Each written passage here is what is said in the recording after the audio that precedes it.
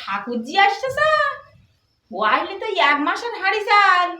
হ্যাঁ মরেছি, একা একা খাতা। ওই আসতেছে, সর্বনাশ করিয়াছে। আমি এখন যাই, বলি জ্বর হয়েছে বলে আমি শুয়ে পড়িকে যাই, শিখে যাই।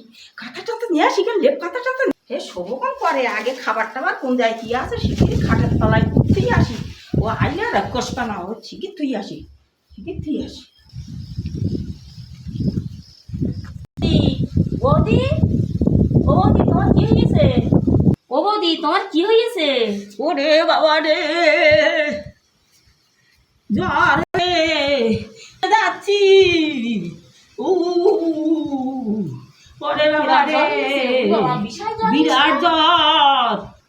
ও বাবা রে, আমার মাথাটা একটু চাপিয়ে দে।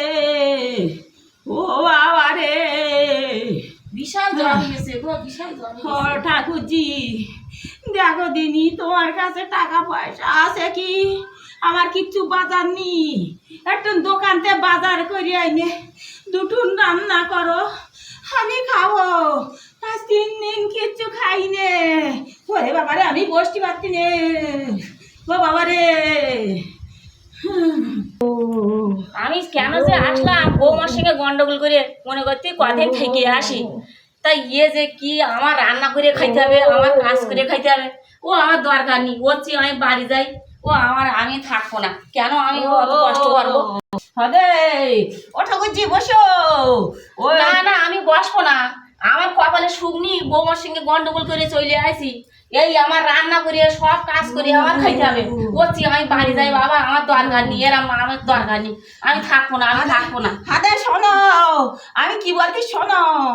হাদে দুটুন রান্না করে আমার খাদ্য দাও, আমি আর বাঁচবো না। তুমি যাইও না। না না, আমি থাকবো না, আমি কষ্ট করতে পারবো না, আমি থাকবো না, আমি চলে যাচ্ছি। আমি এরম এই টাকা পয়সা নিয়ে, এই টাকা পয়সা আমি হাট বাজার করতে পারবো না। ওই বাড়িতে আমি চলে যাচ্ছি, আমি আর থাকবো না। নেই টাকা পয়সা নেই কিচ্ছু, আমি চলে যাচ্ছি, আমি আর থাকবো না।